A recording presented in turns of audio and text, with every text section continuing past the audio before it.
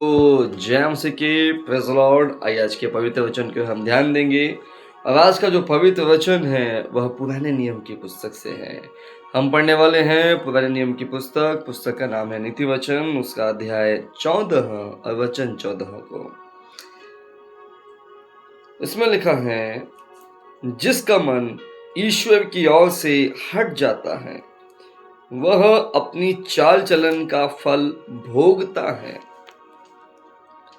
परंतु भला मनुष्य आप संतुष्ट होता है। मैं फिर रिपीट कर रहा हूं, ध्यान से सुनिएगा। जिसका मन ईश्वर की ओर से हट जाता है वह अपनी चाल चलन का फल भोगता है, परंतु भला मनुष्य आप संतुष्ट होता है। परमेश्वर का पवित्र वचन आप सबों ने सुन लिया है। पवित्र शास्त्र में बहुत बार जिक्र हुआ है हमारे मन के विषय में। प्रभु का वचन कहता है कि हम सबसे अधिक चौकसी अपने मन की करें। परमेश्वर का वचन आपको मुझको सिखाता है कि हमारे परमेश्वर की दृष्टि हमारे मन पर होती है। लिखा है, मनुष्य तो बाहर का रूप देखता है परंतु यहोवा की दृष्टि मन पर होती है। बाइबल में लिखा है कि मन हमारा हमें धोखा दे सकता है, उसमें असाध्य रोग लगा है। तो मसीह यीशु में आप हैं, मसीह यीशु में मैं हूं, हम सब हैं। तो हमको अधिक का अधिक अपने मन की चौकसी करना चाहिए। प्रभु का दास, प्रभु का जन पवित्र वचन से आपको सिखाता है, मुझे सिखाता है। नीति वचन की पुस्तक 14:14 में जो वचन है, हम स्पष्टता से सुनते हैं कि जिसका मन ईश्वर की ओर से हट जाता है वह अपने चाल चलन का फल भोगता है। मैं फिर रिपीट कर देता हूं, ध्यान से सुनिए। जिसका मन ईश्वर की ओर से हट जाता है वह अपनी चाल चलन का फल भोगता है, परंतु भला मनुष्य आप संतुष्ट होता है। जो ही आपका मन परमेश्वर से हटेगा और जो आप बुरा चाल चलन जीना स्टार्ट कर देंगे, आप उन बातों का फल भोगेंगे। अच्छे काम का अच्छा फल है, बुरे काम का बुरा फल है। प्रभु यीशु मसीह कहते हैं कि हम उससे अलग होकर कुछ भी नहीं कर सकते। प्रभु यीशु मसीह कहते हैं, मैं एक बार फिर रिपीट कर रहा हूं, कि वह दाखलता हम डालियां हैं, और जब डाली को दाखलता से तोड़ दिया जाता है तो वो डाली सूख जाती है। वैसे ही जब हम प्रभु से अलग होते हैं, प्रभु से दूर होते हैं, तो हम नष्ट होने की ओर बढ़ते जाते हैं और अंत में नष्ट हो जाते हैं। उड़ाऊ पुत्र जब अलग हुआ तो उसने अपने जीवन में बहुत सारी हानियों को देखा। उड़ाऊ पुत्र अलग क्यों हुआ था? वो एक बुरा जीवन जीना चाहता था। वो अपने पिता पर डिपेंड रहना नहीं चाहता था, वो खुद अपने आप पर भरोसा करके जीवन को जीना चाहता था।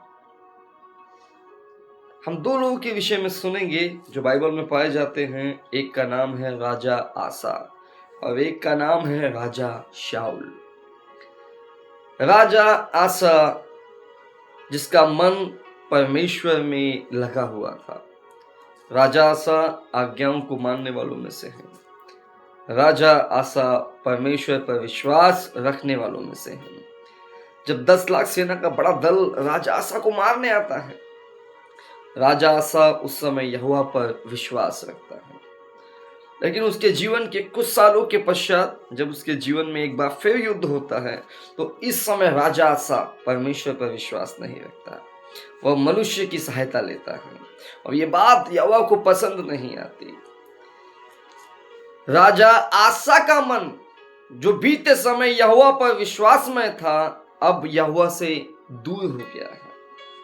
उसका मन यहोवा से हट गया है। अब उसके अंदर अविश्वास आ चुका है।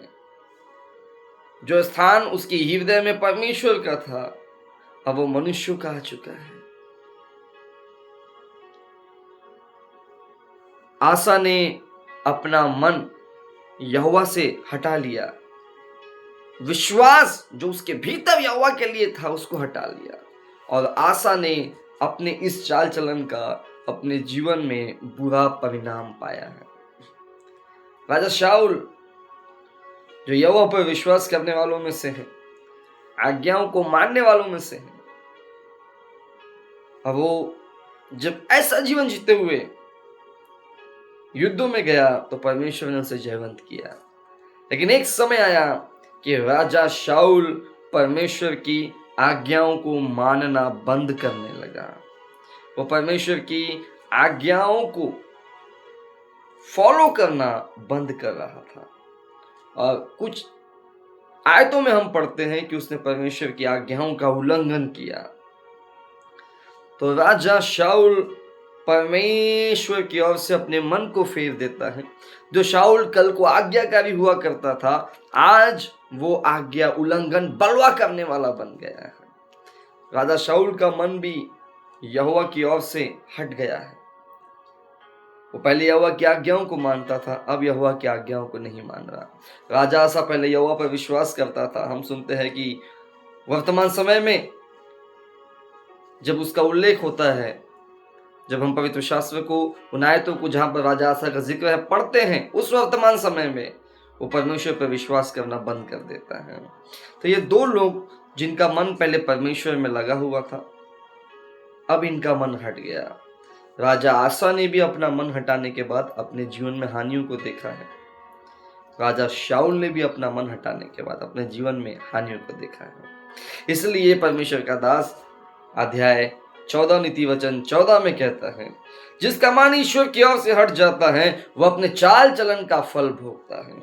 यदि आप विश्वास से अपना मन हटाएंगे जो आपके अंदर परमेश्वर के प्रति है, या आज्ञा मानने से अपना मन हटाएंगे, या उसकी भक्ति, उसकी आराधना, उसकी स्तुति करने से अपना मन हटाएंगे, तो आप इस हटाने वाले स्वभाव के कारण अपने जीवन में लाभ नहीं, हानि ही को देखेंगे। क्योंकि प्रभु से अलग होना मतलब अपने जीवन में बर्बादी को लाना, नाश को लाना है। इसलिए यीशु कहते हैं, मुझसे अलग होकर तुम कुछ नहीं कर सकते, तुम मुझ में बने रहो और मैं तुम में। तो कैसे भी दिन इन दिनों हमारे जीवन में क्यों ना चल रहे हो, चाहे कलेश हो, चाहे बीमारी हो, चाहे निर्बलता हो, चाहे दुर्बलता हो, हमारा मन परमेश्वर की ओर लगा रहे विश्वास से। कितने ही पाप के साथ हमारा सामना क्यों ना हो, कितने हमें अवसर क्यों ना मिल रहा हो, कितने ही हमारे लिए लाभ की बातें क्यों ना हो पाप करना, लेकिन हम अपना मन परमेश्वर की ओर लगाए रहे और आज्ञाकारी रहकर इन बातों से दूर रहे। यदि आप ऐसा करते हैं तो प्रभु का वचन कहता है, ध्यान से सुनिए, परंतु भला मनुष्य आप ही आप संतुष्ट होता है। भला वो है जो बुरे समय में भी अपना मन ईश्वर की ओर से नहीं हटाता। भला वो है जो परमेश्वर के प्रति आज्ञाकारी रहता है। पाप शैतान कितना ही कोशिश क्यों ना कर ले उसे पाप में ले जाने के लिए, उसे कितना ही अवसर क्यों ना दिया जाए पाप में आने के लिए, लेकिन भला वो है जो उन स्थानों में नहीं जाता। लेकिन जिसका मन ईश्वर की ओर से हट जाता है वो तो अपने चाल चलन का फल भोगेगा। लेकिन जो भला है, जो अपना मन ईश्वर से नहीं हटाएगा, जो परमेश्वर यहोवा से नहीं हटाएगा, यीशु से नहीं हटाएगा, विश्वास में बना रहेगा, आज्ञाकारिता में बना रहेगा, उसके जीवन में अच्छा सब अपने आप होगा। वो आपसे आप संतुष्ट होगा, यहोवा उसके जीवन में सब अच्छा करेगा। वचन कहता है, जो परमेश्वर से प्रेम रखते हैं उनके लिए सब बातें मिलकर भलाई को उत्पन्न करती हैं। यूसुफ के जीवन की बातों को आप जानते हैं, कितने दुख परिस्थितियां रही, लेकिन अंत में यहोवा ने उसे मंत्री बना दिया। तो ऐसा ही आपके साथ होगा यदि आप अपने मन को परमेश्वर पर लगाए रखते हैं, हटाते नहीं हैं। तो वो इस वचन से आपको ब्लेस करे, हम प्रार्थना करते हैं। दयालु पिता, प्रभु यीशु के नाम से हम धन्यवाद देते हैं, सुंदर वचन के माध्यम से आपने बात की। जो वचन का उत्तम भाग आज हमने पाया है और 100 गुना हमारे भीतर फलवंत होने पाए। सुनने वालों पर, मानने वालों पर प्रभु आपकी आशीष हो। प्रियों का आपके हाथों में सौंप कर यीशु के नाम से प्रार्थना मांगते हैं, आमीन। सबको जय मसीह की। Praise the Lord.